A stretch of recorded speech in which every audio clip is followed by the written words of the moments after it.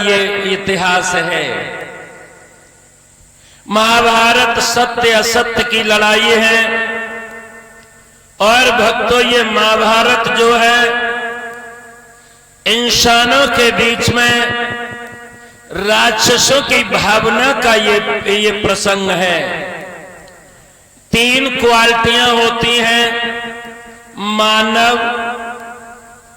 दानव और देवता। मानव की परिभाषा है जो मेरा सो मेरा, जो तेरा सो तेरा, ये है मानव।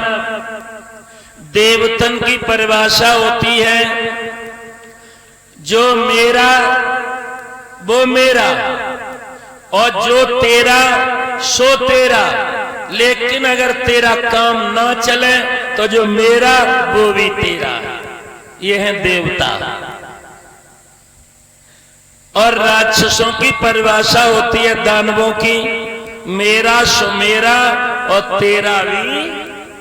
बस महाभारत की मेन जड़ है। दुर्योधन को तसल्ली नहीं है। दुर्योधन उनको 5 गांव नहीं देना चाहता।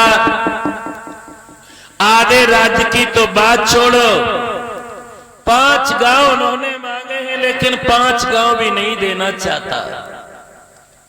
फिर भी युधिष्ठिर ने संतुष्टि कर ली, भैया अगर तेरे पेट नहीं भरता है तो 5 गांव छोड़, केवल मुझे 1 ही गांव दे दे।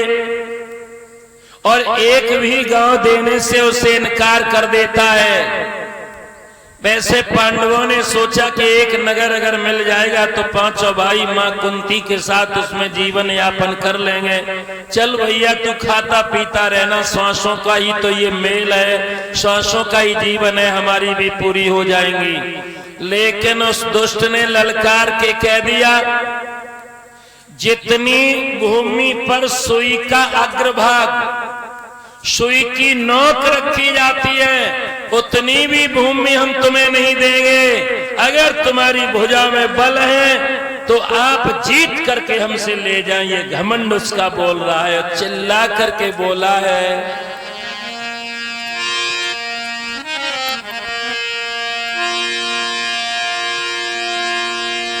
कि जर जोरू और जमीन और मिलती नहीं घिंगियाने से,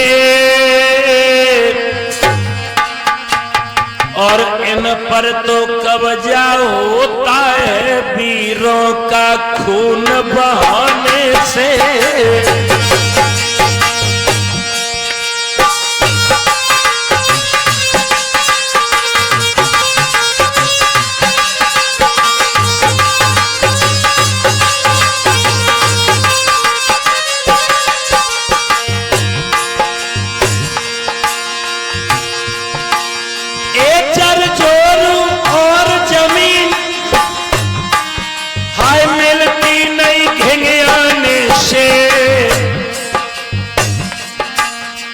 पर तो कब्जा होता है वीरों का खून बहाने से।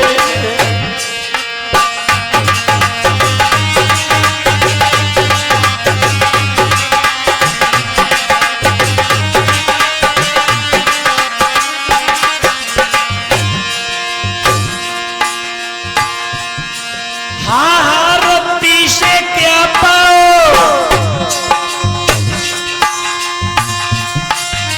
रणभूमि में आ जाए।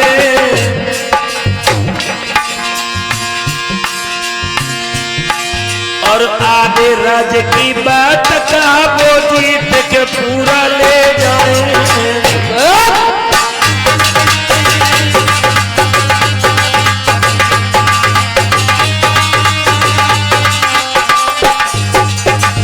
खुले शब्दों में दुर्योधन ने कह दिया, 3 चीजें जर जोरू और जमीन, ये घिंगियाने से भक्तों प्राप्त नहीं होती है। इन पर तो थोड़ी शक्ति का प्रदर्शन करना पड़ता है। दुर्योधन ने नहीं मानी। बहुत मेरे भगवान कृष्ण ने चांस दिए लेकिन तब तक नहीं मानी जब तक सत्यानाश नहीं करा लिया। एक बहुत सुंदर हम आपको बात बताएं, युद्ध किसी भी समस्या का समाधान नहीं है। पांडव जीते तो, लेकिन तब तक भक्तों हस्तिनापुर में कोई जश्न मनाने वाला भी नहीं रहा। वो विजय मिली तो पांडवों को, लेकिन उस विजय का कोई आनंद नहीं रहा।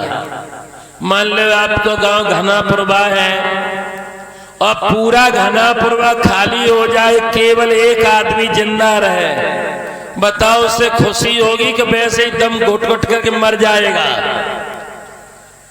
कोई खुशी नहीं होगी। पांचों पांडव विजय प्राप्त करके हिमालय में गल गए। पंडित जी बता रहे थे, बेटा है, नाती है, जिसका नाम है परीक्षित। परीक्षित धीरे धीरे सयाने हुए, इन्हें हस्तिनापुर का राजा घोषित किया गया। भगवान की ऐसी असीम कृपा, इनका विवाह हुआ तो पातालपुरी के राजा वास्य के उन्हीं की बिटिया नवलदेव के साथ इनका विवाह हुआ। कल हमने आपको बताया था, भीम को जब दुर्योधन ने जहर दे दिया तो भीम की लाश भी बहती हुई कहां गई? राजा वास्य की उसी दरबार में। प्रसाद लिया।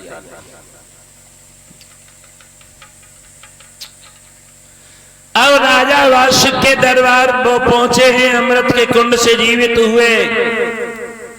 श्रोताओं ध्यान रखना, राजा वास्य की एक बिटिया अहलमदेव ब्याई थी भीम को, और राजा वास्य की दूसरी बिटिया बेवाई है उन्हीं के नाती परीक्षित लाल को।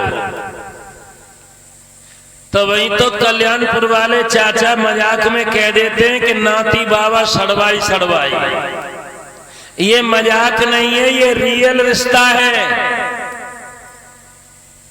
हमारे इधर और तुम्हारे इधर भी शायद भुवन से मजाक होती है, जो पिताजी की बहन होती है। इसका मतलब रीजन जानते हैं आप? बाप की बहन बहू बेटा की सास लगे भौजाई। महाराज दशरथ और सीता दोनों ही धरती से प्रकट हुए थे, पैदा हुए थे। दशरथ की भी माँ है सीता, वो माँ है जमीन धरती, और सीता भी घड़ा से जमीन से निकली तो उनकी भी माँ है, असली माँ है हमारी ये धरती। और धरती के माध्यम से महाराज दशरथ और सीता रियल भाई बहन हैं। और बेई बने कौन? राम जी की पत्नी, बाप की बहन बहू बेटा की सास लगे भौजाई। ऐसे बड़े गुंताड़े लगाए जाते हैं, वो हकीकत में भी होते हैं। तो अब कोई इस प्रकार की बात कह दे कि नाती बाबा सड़वाई सड़वाई, तो लड़ियो ना खिसियो। बेहकीकत बात है, पुत्र से ज्यादा प्रेम बाबा का नाती पर होता है। इसके दो रीजन है, एक तो ये रिश्ता है यही बासिक वाला, और दूसरा ये रिश्ता है कि मूल से ज्यादा प्याज प्यारी होती है। होती है कि नहीं होती है? एक खेत में आलू इधर बहुत होता है, एक खेत में 80 पैकेट आलू निकाल लिए तुमने। देखो कैसे मूल प्यारी होती है। हम वो ब्याज वाली बात नहीं कह रहे हैं। आपने 80 पैकेट निकाल लिए, बढ़िया पैकेट निकले, आपने 80 के 80 कोल्ड में भेज दिया, बेच दिए। अब क्या सोच रहे हो? ऐसो करें, एक दो बार और खेत में ट्रैक्टर चलवा दें तो 2-4 पैकेट निकलने, वो घर पर खाने के लिए हो जाएंगे। समझ लीजिए, इसी प्रकार से परीक्षित लाल का विवाह हुआ। बड़े धर्मात्मा है परीक्षित। एक दिन एक घटना घटित हो गई। परीक्षित लाल ने सोचा कि मेरे पूर्वज हमारे लिए कुछ कमा के रख गए, या यूं ही लड़ाई करके जिंदगी गुजारते रहे। भीम बाबा के महल में गए, और भीम बाबा के महल में क्या देखा है कि ताला एक अलमारी में लगा हुआ है, चाबी का पता नहीं, हथौड़े के सहारे से वो ताला तोड़ लिया। एक सुंदर सा बड़ा मुकुट रखा है, राजा परीक्षित ने सोचा कि हो सकता मेरे भीम बाबा का ये हो मुकुट। आज अपने मुकुट को उतार के उसमें रख दिया और भीम बाबा का समझ करके अपने शीश पर धारण कर लिया।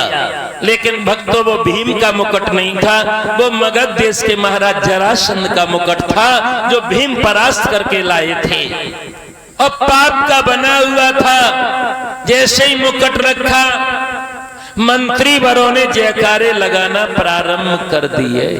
देखो, किसी राजा को फेल करना हो तो उसके मंत्री, उसके सचिव, उसके कार्यकर्ता उस राजा का चौपट कर देंगे।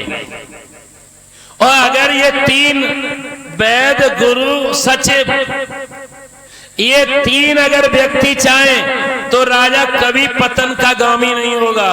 और ये अगर चाहें तो राजा अपना राज्य 6 महीने नहीं चला पाएगा, तब तक वो फेल हो जाएगा।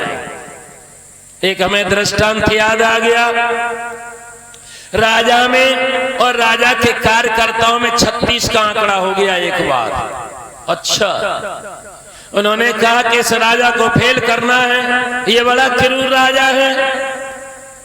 एक दिन अकस्मात मीटिंग रखी, रात्रि में मीटिंग चल रही थी और राजा के दिमाग में एक ही चर्चा थी कि मेरे राज्य में शेर गाय घाट पर पानी पी रहे हैं। और जैसे ही 10:30-11 बजे उन कार्यकर्ताओं को मीटिंग थोड़ी करानी थी, उन्हें तो एक घोटाले का प्रमाण देना था।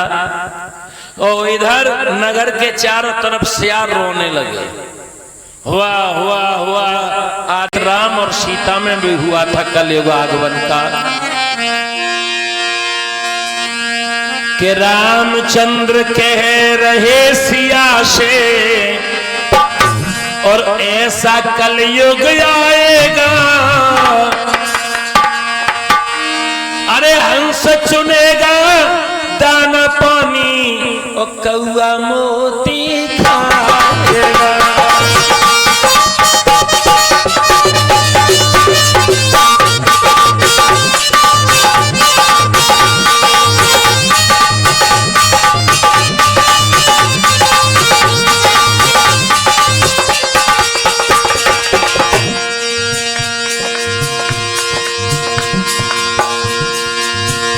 अरे धर्म भी होगा, शर्म भी होगी, धर्म भी होगी, कर्म भी होगा, लेकिन शर्म नहीं होगी। नाते रिश्ते बने रहेंगे, मन में प्रीत नहीं होगी।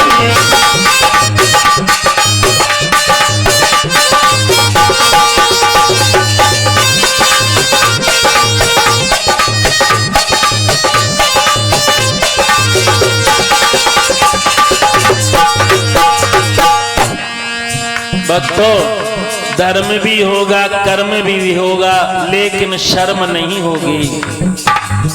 आप देखिए, धर्म बहुत हो रहा है, बहुत धर्म हो रहा है। दान तुम इतना कर रहे हो कि दानों से बड़े बड़े आश्रम, बड़े बड़े मंदिर बहुत पनप जा रहे हैं पल में। लेकिन फिर उस आश्रम में होता क्या है? वो पंडा पुजारी अय्याश से हैवान, दगाबाज, धोखेबाज बन जाते हैं। छोटी छोटी कन्याओं को भी नहीं छोड़ते हैं। एक मंदिर में वो सोना था, वो पीतल में परिवर्तन हो गया। कौन कर रहा है इसे? अच्छे अच्छे उसके महंत बनने के लिए अपने गुरु को मौत के घाट उतार देते हैं आमदनी के पीछे। बहुत से पुजारी जेलों में हमने जाते देखे। कर्म भी हो रहा है, धर्म भी हो रहा है, लेकिन शर्म नाम की चीज, नाते रिश्ते बने रहेंगे, मन में प्रीत नहीं होगी।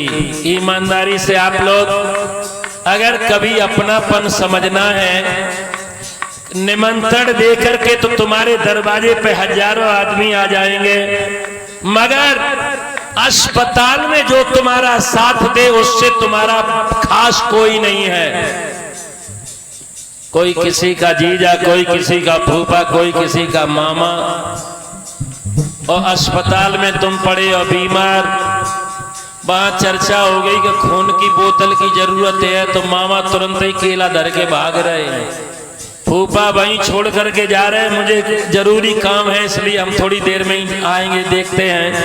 यानी कहीं हमारे ही खून जांच ना हो जाए, हमसे ना बोतल ले ली जाए। अरे भैया,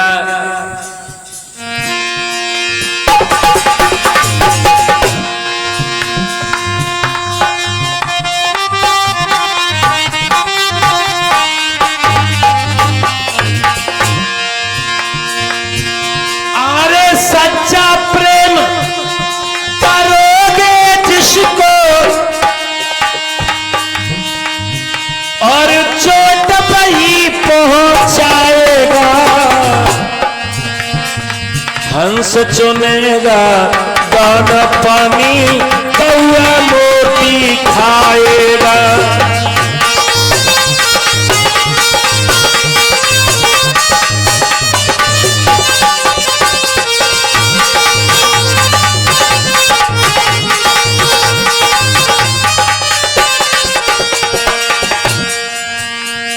सच्चा प्रेम करोगे जिसको, चोट वही पहुंचाएगा, हंस चुनेगा दाना पानी, कौआ मोती। ये कलयुग है। दुष्ट लोग वीआईपी होटलों में खाना खा रहे हैं, बड़े बड़े पद पा रहे हैं, और सज्जन लोग बेचारे अपनी जिंदगी नहीं चला पा रहे महंगाई में। अरे राजा और प्रजा दोनों में होगी यहाँ खींचातानी, कदम कदम पर करेंगे दोनों अपनी अपनी मनमानी।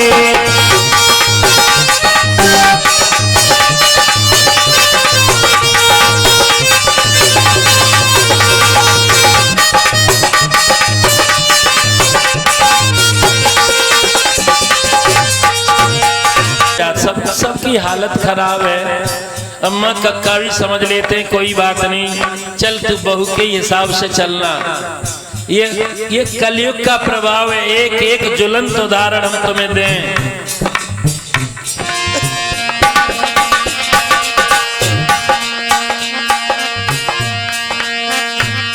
ना पुत्र पिता की कदर करे, भैया मारेगा भैया को, पत्नी का पति गुलाम बने, बेटा मारेगा मैया को।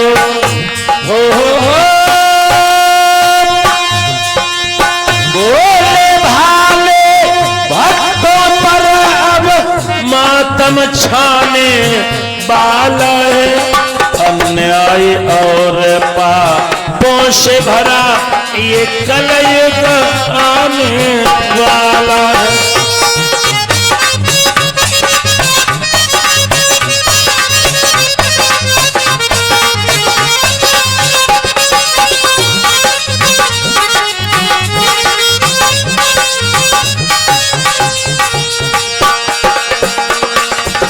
आगे भगवान कन्हैया बता रहे हैं, अर्जुन कलयुग में वो दशाएं हो जाएंगी, वो ज्ञानी की कोई कदर नहीं, अज्ञान बिकेगा कलयुग में। इंसान बिका था सतयुग में, भगवान बिकेगा कलयुग में। जो वास्तव में ज्ञानी है उनकी पूजा ना है, जो वास्तव में ज्ञानी ध्यानी सिद्ध पुरुष संत हैं उन्हें कोई नहीं पूछ रहा है। और जो ढोंगी बावरे हैं, जो बहुत बड़े नेटवर्क और प्रजा दोनों में होगी हाँ मनमानी, और समय समय पर करेंगे दोनों अपनी अपनी खींचातानी। राजा बना दिया, नहीं तुम्हारी तरफ देखा, और तुम्हारे वोट का नंबर आया तब तुमने उनकी तरफ नहीं देखा। लेकिन कभी कल्पना करता है, अरे जिसके हाथ में लाठी होगी बारे कलयुग, और भैंस बही ले जाएगा, हंस चुनेगा दाना पानी, कौआ मोती खाएगा।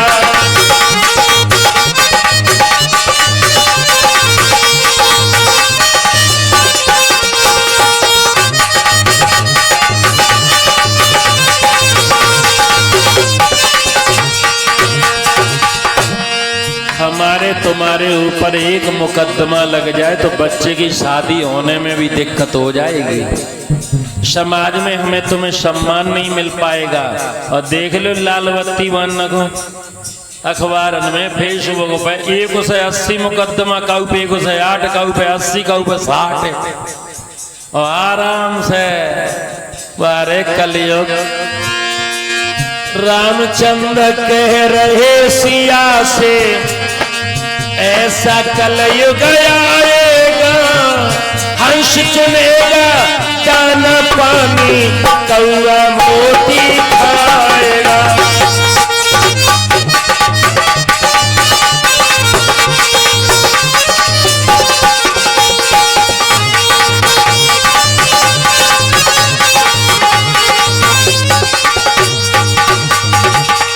भागवत प्रेमियों, ये रामचंद्र ने आभास किया त्रेता युग में कि चौथा जो युग आएगा वो महाविचित्र युग होगा।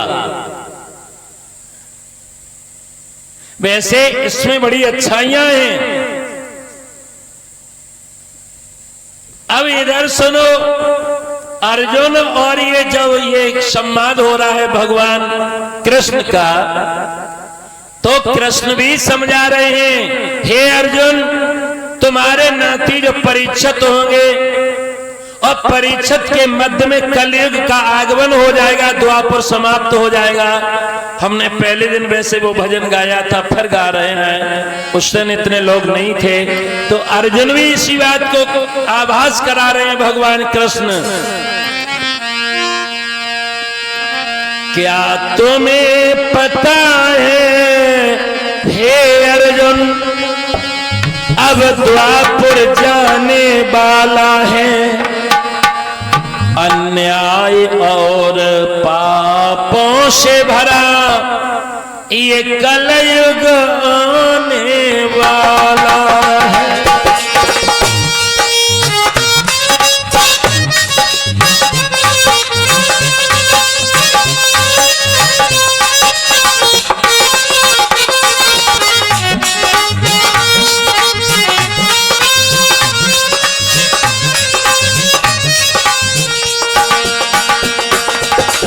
राम सीता को समझा गए और भगवान कृष्ण समझा रहे हैं अर्जुन को। और उस कलयुग में क्या दशा होगी इंसानों की,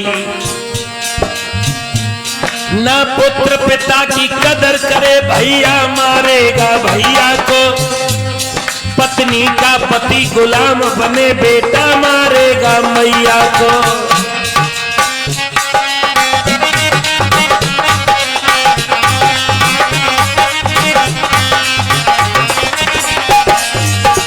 भागवत प्रेमियों, बुरा मत मानना, भाइयों भाइयों में झगड़ा हो रहा है, ये कलयुग का काल करवा रहा है।